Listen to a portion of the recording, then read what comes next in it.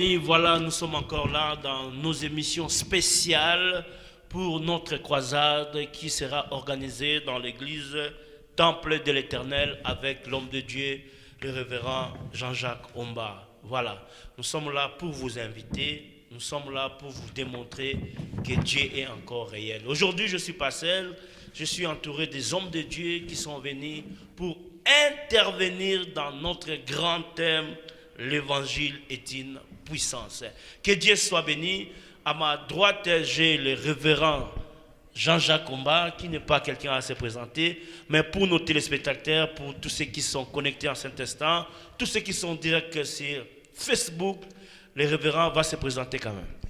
Merci, révérend Isaac. Je suis l'homme de Dieu, Jean-Jacques Omba. Par la grâce de Dieu, on a reçu la charge de conduire le troupeau de Dieu, qu'on appelle Temple de l'Éternel. Voilà, on est là, serviteur de Dieu, dans l'église Corps de Christ.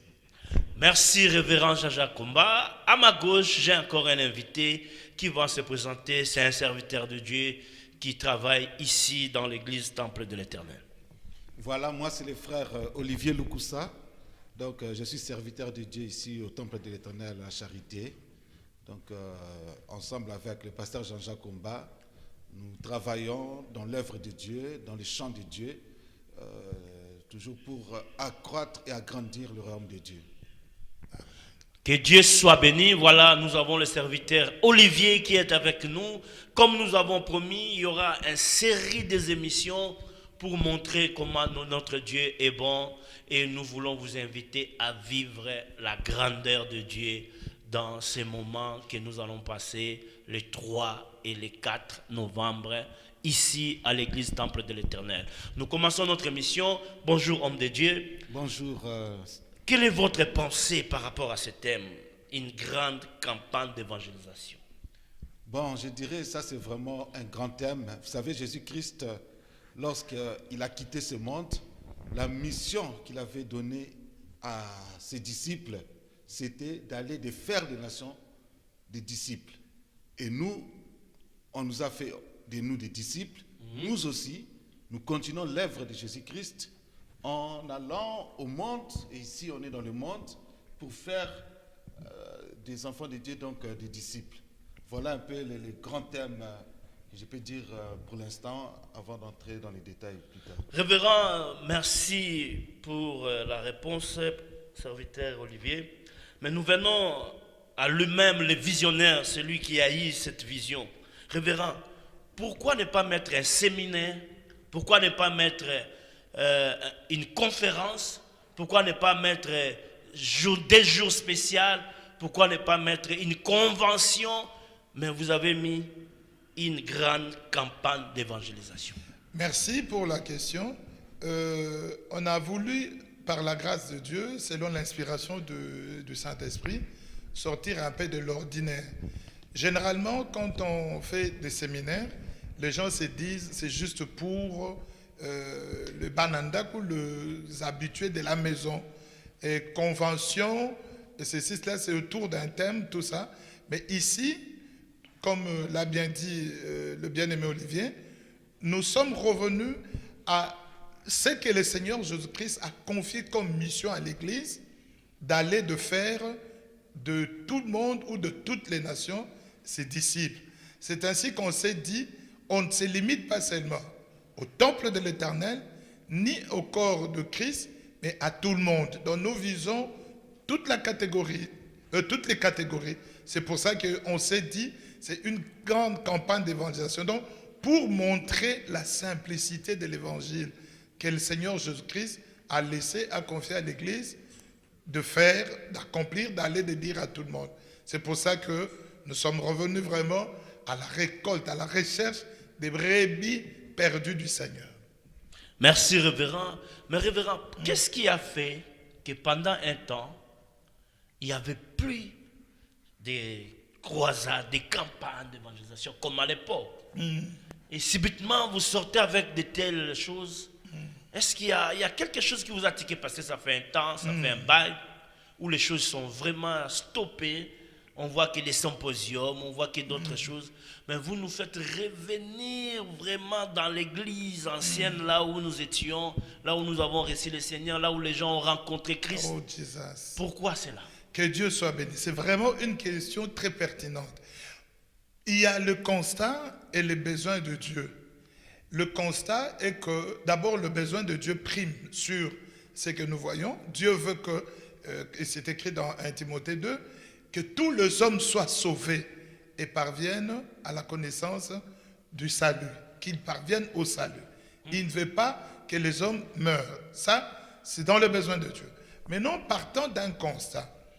Deux fois, moi personnellement, je partage avec les serviteurs de Dieu, je le dis même en église, quand je vois on parle mal de l'église, de l'évangile, des hommes de Dieu, je me dis, mais il y a quand même du vrai, mais les gens ne savent pas. Pourquoi ne pas dire, ce n'est pas en compétition contre qui que ce soit, mais nous voudrons, à la fin du monde, partant de ces constats, dire aux gens qu'il y a toujours du vrai. L'évangile est toujours une puissance. Ce n'est pas, on a présenté autre chose comme évangile et les gens sont restés sur ces modèles-là. Mais le vrai évangile de Jésus-Christ, tel que le Seigneur a dit, allez prêcher aux gens, que tout le monde croit, les gens ne l'ont peut-être pas expérimenté. C'est ainsi que, voyant cela, on s'est dit, Jésus nous a inspiré en disant que non, parlez de moi, parlez de l'évangile. Revenez aux choses simples. Quand on a commencé, ce que nous sommes aujourd'hui, c'est cet évangile. La puissance qui était dans cet évangile qui nous a été prêché. Nous voudrons encore prêcher cet évangile-là. La simplicité de la parole de Dieu. Présenter Jésus-Christ dans la simplicité absolue. Pour que tout le monde voie la puissance qui se dégage dans l'évangile. La puissance qu'il y a dans Jésus-Christ. Que les gens refassent encore confiance au Seigneur Jésus-Christ, à l'Église, et pourquoi pas aux hommes de Dieu. Parce qu'il y en a aussi de vrais. Il n'y a pas seulement de faux. Le faux a tellement marqué que les gens ne voient que voilà de voleurs, voilà de coureurs de jupons, voilà de arnaqueurs. Mais pourtant, ce n'est pas ça. Ce n'est pas ça l'évangile. Peut-être la question prochaine, on parlera. On va exploiter l'évangile est une puissance bientôt. Nous sommes encore au début de notre émission. Voilà, nous croyons à la parole de Dieu. L'évangile est simple. Amen. Il y a eu un moment où les gens veulent compliquer l'évangile. Des thèmes qui nous donnent rien, nous bénéficions de rien. Et que Dieu soit béni pour de telles choses, parce que nous voulons revenir au temps primitif.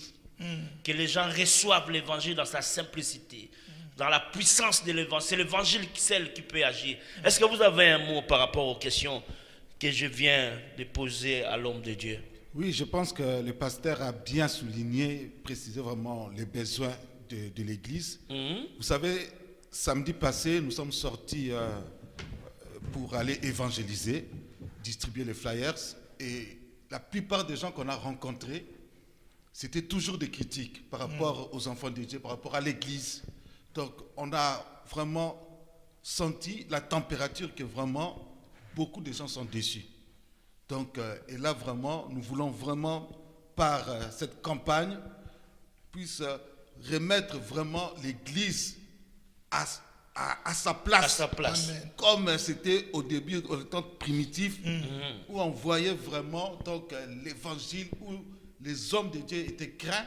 Amen. Donc, on voudrait vraiment, par l'évangile, et comme on a dit que c'est une puissance, démontrer la puissance de l'évangile. Alléluia. Voilà pourquoi nous invitons, nous savons qu'on va en dire après, mais nous invitons les gens pour venir voir la démonstration de la puissance de l'évangile de Jésus-Christ. Que Dieu soit béni. Nous voulons dire à tous ces gens qui nous suivent à cet instant que Jésus est le même hier, aujourd'hui et éternellement. Amen. Rentrons dans l'évangile. Amen. Seul l'évangile peut changer, seul l'évangile peut booster les gens. Amen. Et dans cet évangile que nous avons besoin, vraiment, nous vous invitons à venir, comme a dit le serviteur Olivier, que Dieu soit venu. Mais nous revenons l'homme de Dieu dans ces grands thèmes. L'évangile est une puissance. Est-ce que nous croyons avec toutes ces déceptions? Comme l'homme de Dieu a dit, ils ont essayé le samedi passé de partager, de donner les invités, les gens, donner les flyers. Mais tu sens aux gens cette température de déception, cette image où l'Église est ternie. Est-ce que cet évangile que nous parlons aujourd'hui peut faire remonter les gens dans cette dimension, de revenir à Dieu? Amen. Amen. Voilà le pourquoi. C'est ça le besoin de Dieu. Dieu, il est... Vous voyez, aujourd'hui, on calque Dieu comme un faux par rapport aux faussetés qui ont été faites, par rapport aux hérésies, par rapport aux choses qui... Je vois des fois, par exemple, les serviteurs de Dieu qui se battent, pas se battre physiquement comme ça, dans des paroles. Comme nous, on tient une émission là, quelqu'un d'autre passe, ne sachant pas qu'il joue le Dieu du diable. Ah non, il ne fallait pas qu'il dise ceci. C'est quoi l'évangile? Ah, ceci, nous. Non, nous, on revient aux choses simples. Et par rapport à votre question, nous croyons que c'est Dieu-là, le Dieu du temps des apôtres, n'a pas changé. Le Dieu que Jean et Pierre prêchaient en disant, nous n'avons ni or ni argent, mais ce que nous avons, nous vous le donnons. C'est cet évangile, c'est cette bonne nouvelle-là. Paul dit dans le livre de Romains, là où est tiré ce thème, Romains 1, 16, il avait un désir, un besoin d'annoncer la parole, l'évangile à ceux de Rome. Il disait, j'ai prié Dieu pour que votre foi est renommée, répandue dans le monde. Et il dit, je n'ai point honte de l'évangile. Nous, on n'a pas honte de l'évangile, malgré qu'il y a des choses, des déceptions. L'évangile éternel, ce n'est pas l'évangile de mon Seigneur Jésus-Christ. L'évangile de mon Seigneur Jésus-Christ a toujours une puissance et est une puissance. Nous voyons dans la Bible, nous exhortons le bien-aimé. Au lieu peut-être, vous avez côtoyé quelqu'un de faux. Vous savez, dans le vrai évangile, il faut d'abord être appelé. Et après, recevoir les mandats du Seigneur Jésus-Christ. Il appelle et il vous commissionne. Mais on a vu qu'il y a des loups qui sont entrés dans le champ missionnaire pour détruire l'œuvre de Dieu, pensant, croyant qu'on peut entrer comme, même dans une société de la place, pour aller travailler là-bas, toucher l'ordinateur, conduire un véhicule, il faut que vous soyez engagé, qu'on vous lance une invitation, une convocation. Dans l'œuvre de Dieu aussi, c'est ça. Je ne dis pas que tous ceux qui travaillent n'ont pas été appelés, mais beaucoup n'ont pas reçu ces mandats.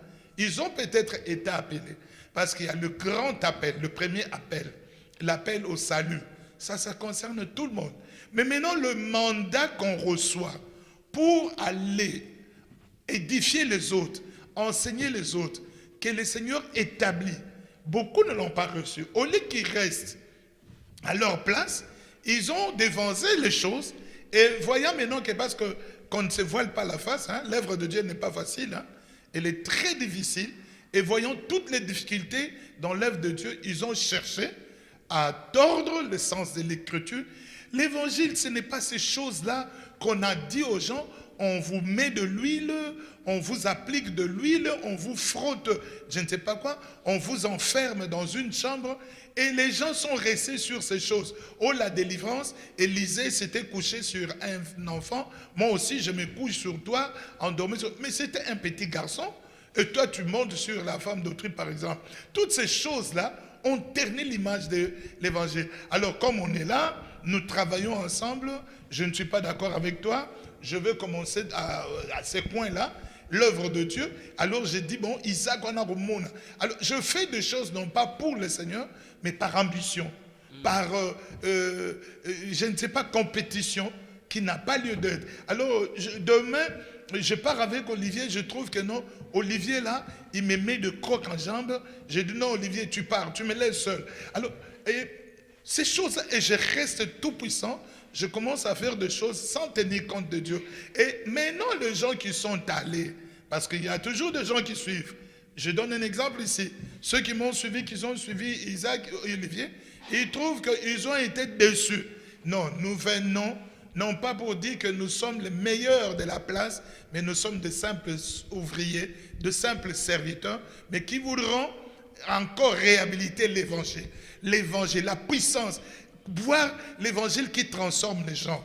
La puissance qui se dégage de l'évangile, où les gens abandonnent le monde pour suivre Jésus, où quelqu'un croit en Jésus, cela est encore possible. Dans ces temps perdus de ténèbres de l'évangile, la lumière apparaîtra toujours. Et c'est un temps où la lumière du Seigneur Jésus-Christ est en train d'apparaître au travers de cette campagne. Merci, révérend, pour ta réponse. Je crois que nous avons compris quelque chose de la part de l'homme de Dieu. Amen. Mais révérend, dans votre réponse, est-ce qu'il y a quelque chose qui va remédier dans tout ce que nous sommes en train de vivre? Qu'est-ce qu'il faut faire pour tous ces loups ravisseurs? Qu'est-ce qu'il faut faire pour tous ces gens qui ont glissé dans ce travail? Est-ce qu'il y a quelque chose à faire pour eux? Est-ce qu'il faut un conseil? Est-ce qu'il faut prier Dieu? Est-ce qu'il faut prêcher pour que les gens comprennent? Qu'est-ce que nous devons faire pendant une minute, si vous pouvez nous répondre ça? Que Dieu soit béni. Il y a d'abord la première de choses à faire, c'est laisser Dieu s'occuper de son œuvre. Dieu, il connaît ce qui lui appartient. C'est ce que la Bible dit. Et il mettra dehors ceux qui ne lui appartiennent pas et qui ne le servent pas. De deux, en plus de laisser Dieu travaille avec les hommes, il faut que les hommes à qui Dieu a donné mandat, a mandaté, qui s'élèvent pour montrer le vrai évangile. Et c'est ce que nous croyons, que nous avons reçu de Dieu. On n'a pas honte de les dire. On n'a pas honte de les clamer. On ne s'enorgueillit même pas. Mais nous disons des choses telles qu'elles sont. Et nous avons reçu ces mandats-là. Qu'on s'élève avec notre bien-aimé qui sont dans le vrai, qui prêchent la vérité, pour démontrer ce qu'est le véritable évangile. Et la troisième chose à faire, c'est de prier. Il ne faut pas manquer de prier. La prière donne des solutions, apporte des solutions là où vous ne pensez pas. Moi, je prie, je dis, Seigneur, on est en train de torpiller ton œuvre, ton église. Toi aussi, tu sais que les gens, ils cherchent seulement les démons de blocage. Mais les plus grands blocages, c'est le Seigneur lui-même. Qu'il bloque toutes ces personnes-là qui sont dans la fausseté. Mais est-il aussi qu'il faut savoir que le faux et le vrai continueront jusqu'à la fin. Jésus-Christ a dit, n'arrachez pas l'ivraie de peur en arrachant d'arracher les blés. Les blés et l'ivraie croîtront ensemble, mais on reconnaîtra. Vous savez, ceux qui ont fait l'agronomie ou qui ont une connaissance dans l'agriculture, si tu vois l'ivraie et les blés, à l'œil nu, ça a la même connotation. Mais c'est en s'approchant, en voyant le fruit, tu reconnaîtras que ça c'est du blé, ça c'est des livrets. Alors c'est pour ça que nous demandons à tous ceux qui nous suivent de s'approcher. Au lieu de rester loin, de dire non, moi j'ai déjà mis une croix à ces choses. Viens d'abord aussi. Zaché est allé, hein? Il n'était pas sûr que Jésus était vrai. Mais quand il est allé, il a compris que c'est l'homme qu'il fallait. Donc nous vous invitons à venir. Donc ce qu'il faut faire, les autres, il faut leur conseiller. Peut-être ils étaient mal enseignés. Aux autres, il faut leur fermer la bouche. Comme Paul a dit, de fermer aux autres la bouche parce qu'ils égarent les enfants de Dieu. Aux autres, le fouet de Dieu les suivra, papa. Dieu n'est pas... Que Dieu soit béni. Merci, révérend. Je crois que c'est ça vraiment la réponse que nous avons besoin. S'il faut que les gens changent par des conseils, nous dirons gloire à Dieu. Amen. Et ce que je crois, Dieu ne laissera pas tomber son travail. Amen. Parce qu'il est réel. Amen. Il est Dieu lui-même. Il défendra sa parole. Amen. Et je veux dire à tous ces gens qui sont fatigués, qui sont déçus, Dieu reste réel et Dieu ne change pas. Amen. Vous êtes déçus par les hommes, mais vous ne serez jamais déçus par Dieu. Que Dieu soit loué. Homme de Dieu, montrez-nous quelque chose dans la Bible où l'évangile était une puissance. Pour tous ces gens qui nous suivent, qui comprennent que nous sommes en train de parler de l'évangile est une puissance. Parce qu'il y a beaucoup d'exemples dans la Bible où Dieu s'est manifesté dans son évangile. Vous savez, bien aimé, la Bible nous dit, dans le livre des Jean, Jésus-Christ qui dit, je suis venu afin que mes brebis aient la vie. Amen. Et qu'ils soient dans l'abondance. Amen. Et cela, bien aimé, se manifeste par la puissance de Dieu. Et cette puissance, c'est la parole de Dieu. Amen. C'est l'évangile, qui est une sémence. Et cette sémence, on doit la proclamer. Et c'est l'œuvre que nous allons faire ici, proclamer l'évangile, pour que cet évangile-là puisse transformer les gens. Vous savez, Paul lui-même, qui dit que la puissance l'évangile est une puissance, lui-même, il combattait l'Église. Mais il a été visité par Jésus-Christ, par cette bonne nouvelle qu'il a transformée. Donc, l'évangile, ça ne change pas des petites choses par-ci, par-là, mais l'évangile, ça transforme la personne. Amen. Voilà pourquoi nous invitons à quiconque, à tous ceux qui nous suivent, à venir ici, à venir suivre, à venir écouter la parole de Dieu, écouter cet évangile qui va transformer leur vie. Merci, serviteur Olivier. Nous sommes des témoignages vivants de cet évangile que nous sommes en train de vous dire ce soir. Nous sommes des témoignages vivants. Chacun de nous a son témoignage. S'il commence à les relater ici, vous allez dire que non, cet évangile est une puissance. Homme de Dieu, un mot dans la Bible où la manifestation de la puissance de l'évangile était réelle. Pour tous ces gens qui nous suivent, qu'ils comprennent quelque chose. Que le Seigneur Dieu soit béni. Il y a plein d'exemples, un mot. Il y a cet homme de Corneille. Corneille était un Romain. Il était un païen, il ne connaissait pas les choses de Dieu. Il faisait des aumônes et il a invité Pierre. Il a vu dans une vision il a fait appel à Pierre et Pierre est venu, il a proclamé l'évangile. Et dans cette parole, vous savez, aujourd'hui, c'est que les gens oublient, quand tu prends du faux, il n'y a pas la puissance qui se dégage. Mais quand c'est du vrai, la puissance qu'il y a derrière ce vrai se dégage. Pierre a parlé, ne s'attendait même pas à vivre ce qu'il a vu là-bas. Lisez cela dans les livres des Actes des Apôtres 9, 10, vous verrez cela. Et le Saint-Esprit de Dieu, par la proclamation de l'évangile, par la puissance de Dieu, est descendu sur le premier païen qui était en dehors peut-être de Dieu, dans la maison de Corneille, et on a réprimandé Pierre. Il dit, mais le Saint-Esprit lui a été donné comme un nom. Ça, c'est la puissance, parce que le Saint-Esprit ne pouvait pas être donné comme ça. Il y a encore un autre exemple dans la Bible. Et Corneille et sa maison ont reçu le Seigneur Jésus-Christ, ont été baptisés. Il a été transformé. Il y a cet homme de Bartimée. Les gens connaissent ça. Cette histoire est répandue. On l'a prêché. On a dit cela dans Marc 10 à partir de 46. L'évangile était là. La bonne nouvelle qui était Jésus. Il a crié, aie pitié de moi, fils de David. Et Jésus lui a posé la question, que veux-tu? Que je recouvre la vue. Il dit, ta foi t'a sauvé. Il a recouvré la vue. Paul, le grand Paul, comme moi je l'appelle, quand il parlait, il y a eu Eutychus, un jeune homme qui est tombé du 3e étage. Il est tombé raide mort. Les gens ont crié, Abomi Moutou. Il est descendu bonnement. Il a prié, il a tenu Eutychus, il est ressuscité. Et si on peut parler encore de barbares ont changé la parole. Paul était en route vers Rome pour aller défendre l'évangile. Parce qu'on le crucifiait. Ces choses n'ont pas commencé aujourd'hui. On se disait que c'était un malfaiteur. Et il troublait le pays. Et le bateau, le paquebot, les navires qu'ils avaient empruntés, avaient joué. Et ils sont tombés dans une île. Plus tard, il saura que l'île s'appelait Malte. Notre Malte ici en Europe. Alors, les barbares, c'est-à-dire les gens avec qui ils ne savaient pas communiquer, avaient fait un bois, un feu, parce qu'il faisait froid. Et Paul, voulant bien faire, il est allé ramasser de broussailles, de petites herbes, de petits bâtonnets, pour venir aussi attiser le feu. Et il y avait une vipère, un serpent, qui était dedans. Par la chaleur du feu, la vipère est sortie du feu et s'est attachée à la main de Paul. Mais comme l'évangile est une puissance, l'homme de Dieu, Paul, n'a pas paniqué.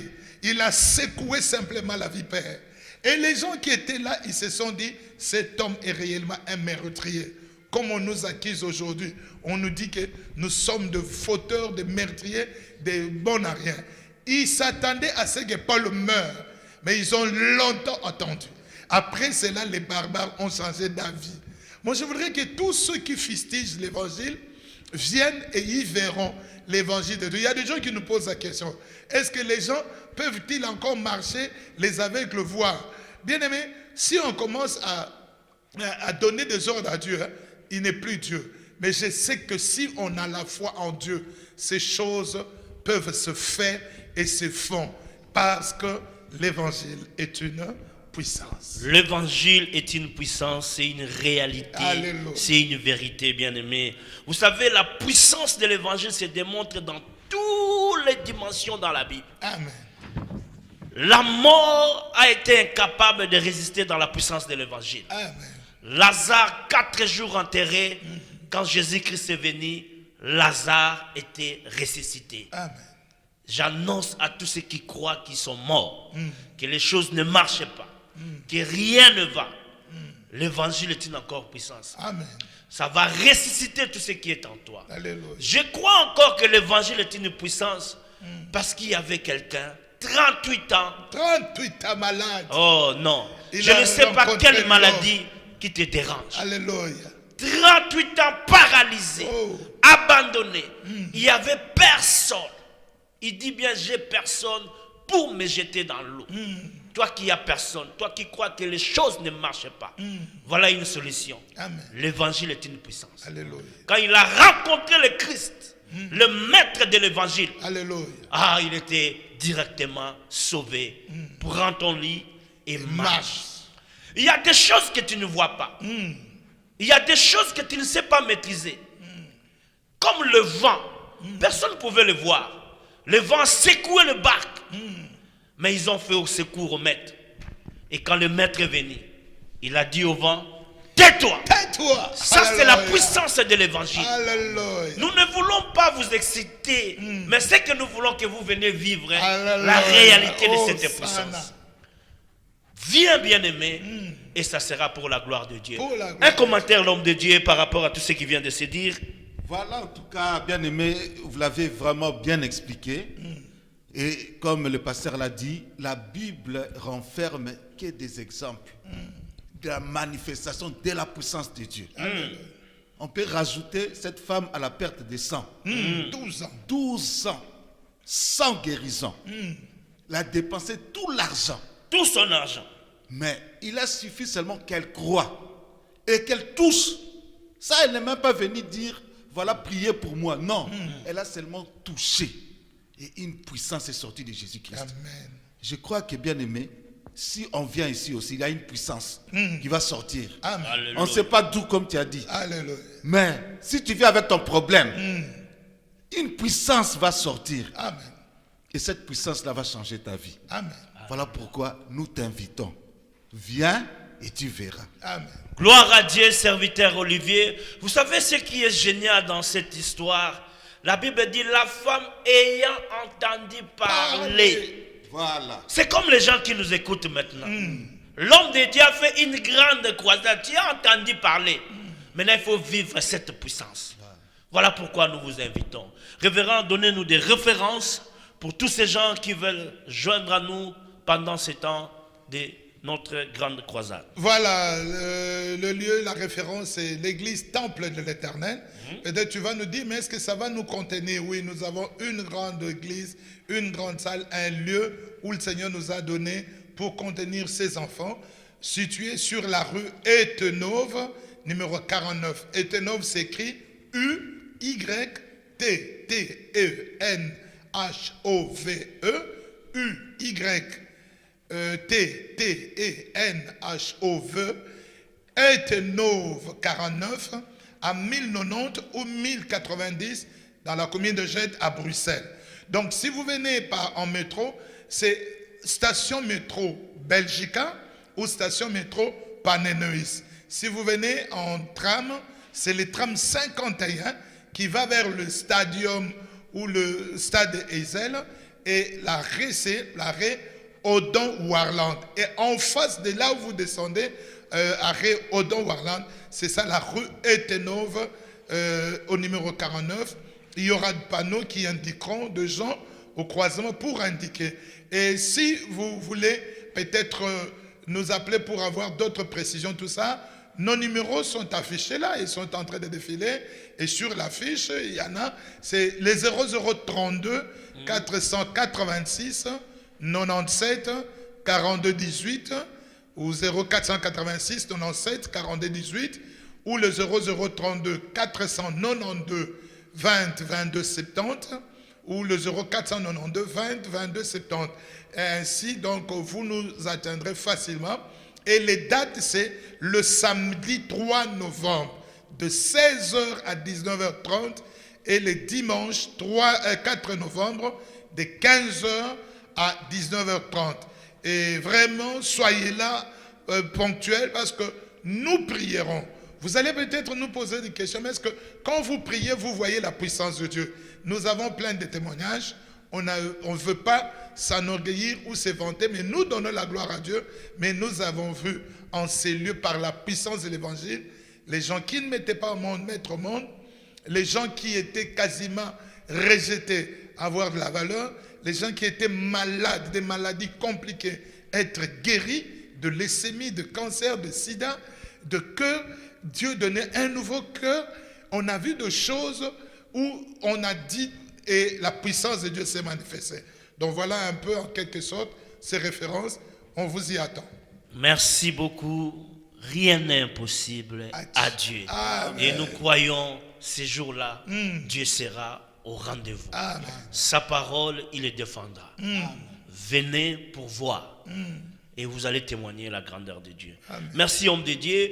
Et nous voyons dans cette affiche que le jour-là, nous serons bénis par les chantres de l'Éternel. Ça ne sera pas seulement le moment de parole et de puissance, mais il y aura la louange de Dieu. Amen. Il y aura une adoration de Dieu avec les chantres de l'Éternel. Pourquoi tous ces chantres, hommes de Dieu? Bon, pour louer l'Éternel Dieu, ils font l'œuvre de louer leur Dieu. Nous associons. La campagne d'évangélisation, c'est aussi un moment de louer Dieu, de les glorifier, de témoigner Dieu par le chant. Vous savez, dans les Actes des Apôtres 16, Paul et Silas étaient enfermés, mais ils se sont mis à louer Dieu à haute voix, de sorte que les autres prisonniers les entendaient. La louange brise les joues. La louange ouvre de portes. Et avec nos bien-aimés, inspirés sous l'inspiration du Saint-Esprit, nous élèverons le trône de Dieu. Donc nous avons voulu les associer parce qu'ils sont simplement centres de l'Éternel. Ils louent notre Dieu. Alors c'est le même Dieu que nous prêchons. Nous les associons pour cette grande croisade, cette grande campagne, de sorte que les gens louent Dieu en entendant, en dansant, en louant. Et la puissance se dégagera certainement au travers aussi de leurs chants. Nous sommes en train de chuter dans cette émission spéciale Yahvé TV. Comme nous avons dit, nos émissions vont continuer. Nous sommes dans une série des émissions où nous voulons vraiment manifester la grandeur de Dieu dans cette croisade. Donc il y aura une série des émissions et ça sera pour la gloire de Dieu. Que Dieu soit béni. Voilà, nous avons la sœur Lola Leonardo qui nous vient de la France. Qui a confirmé qu'il sera là. Qui a confirmé son arrivée. Nous avons le frère Paul Loukela. Qui fait une grande mobilisation. Qui sera là aussi. Nous avons l'évangéliste Ike Baali. Qui nous viendra d'Allemagne. Nous avons le frère Junior Mamaï. Qui est avec nous ici à Bruxelles. Nous avons le frère Odi Kabangou. Qui nous viendra de Londres. Nous avons le frère Gino Lukala qui est avec nous ici à Bruxelles. Et nous avons la sœur Alphonsine Dibou qui est avec nous ici à Bruxelles. Que Dieu soit béni. Voilà ces chantres de l'Éternel. Ça sera aussi bien de venir les attendre. Comment ils sont en train de louer leur Dieu. Nous sommes à la fin de notre émission. Nous aurons les dernières paroles du serviteur Olivier. Il va dire un mot pour vous. Et le révérend va prier.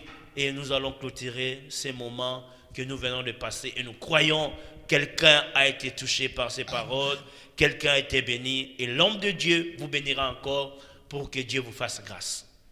Oui, voilà, bien-aimés dans le Seigneur. Ce que vraiment nous pouvons dire, c'est seulement que de vous voir ici avec nous. Amen. Nous vous invitons tous, nous vous demandons, bien aimés, d'en parler autour de vous, Amen. d'emmener quelqu'un. Vous savez, pour l'évangile, nous en Afrique, ce sont les Européens qui nous ont ramené l'évangile. Ils ont dépensé beaucoup d'argent, des bateaux pour aller évangéliser. Nous aussi, nous sommes là, nous voulons aussi évangéliser. Que l'œuvre de Dieu soit, que le royaume de Dieu puisse grandir, Amen. puisse s'accroître. Amen. Plus on sera nombreux, plus on dominera l'autre monde. Amen. Donc ce monde, c'est un monde de puissance. Nous avons la plus grande puissance qui est la puissance de Dieu. Amen. Donc nous vous invitons. Vous savez peut-être quelqu'un qui ne connaît pas encore le Seigneur Jésus-Christ, invitez-le. Amen. Vous savez peut-être quelqu'un, un membre de la famille, un ami qui n'est pas encore sauvé, emmenez-le sur place. Il va écouter la parole de Dieu et Dieu va agir dans sa vie. Donc nous sommes là, l'homme de Dieu a dit, l'espace est vraiment convivial, accessible. Nous avons un grand parking, donc vous pouvez venir avec vos véhicules, il n'y aura pas de problème. Donc nous vous invitons pour ce grand rendez-vous avec notre Seigneur Jésus-Christ. Une grande campagne d'évangélisation. Notre thème, c'est l'évangile est une puissance. Amen. Viens et vois. Amen. L'homme de Dieu, un dernier mot, et vous allez prier pour tous les gens, les frères qui nous suivent, nos sœurs. Que Dieu soit béni. Un dernier mot, Jésus-Christ dit dans Jean 6, 44, « Nul ne peut venir à moi si le Père ne l'attire. » C'est ça ma prière. Que le Père des cieux, le Père de notre Seigneur Jésus-Christ puisse vous attirer et que vous venez à lui. Et c'est ça notre vraiment mot. Nous voudrons que Dieu touche le cœur le plus incrédule. Ces pays dans lesquels nous vivons, les gens disent qu'ils ne croient pas en Dieu, ils sont athées. Mais il y a une puissance qui est au-delà de l'athéisme. Alléluia. Une puissance qui est au-delà de l'incrédulité. Une puissance qui est au-delà de la déception. C'est le nom de notre Seigneur Jésus-Christ. Je voudrais prier et terminer en vous bénissant, en priant. Nous vous attendons, comme le bien-aimé Olivier l'a dit, parlez-en, appelle quelqu'un, partage cette émission, partage sur Facebook, sur les réseaux sociaux, invite quelqu'un, il sera sauvé, le Seigneur vous le comptera. Je vais prier. Très Saint-Père, nous venons te dire infiniment merci pour nous avoir permis de nous exprimer au travers cette émission. Nous bénissons ton fils et serviteur, l'homme de Dieu, Isaac Bofunga, le bien-aimé Olivier, ton serviteur, et nous-mêmes, par qui, Seigneur, que tu as parlé et touché quelqu'un. Ma prière est que tu attires ton fils, tu attires ta fille, tu attires de foule vers toi. Là où toi tu y es, Seigneur, oh Dieu, ça se sent et ça se sait.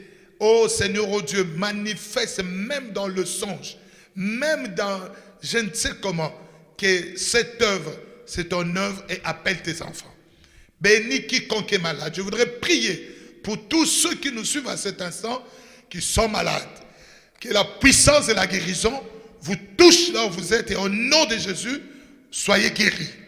Que ceux qui sont angoissés, qui ont de troubles, qui n'avaient pas de paix, au nom de Jésus-Christ, que la paix de Dieu vous soit accordée. Que la main puissante de Dieu vous touche, vous qui étiez dans de combats, que vous sentez déjà que Dieu a pris le dessus dans vos combats et que les rapports de force changent. Soyez bénis. Que Dieu vous visite, que Dieu vous bénisse, qu'il bénisse Yahweh TV, qu'il bénisse cette campagne. Au nom de Jésus-Christ. Amen. Amen. Amen. Amen. Que Dieu soit béni. Le jeudi, nous serons encore là Amen. pour motiver, pour attirer et que Dieu soit loué. À la prochaine. Amen.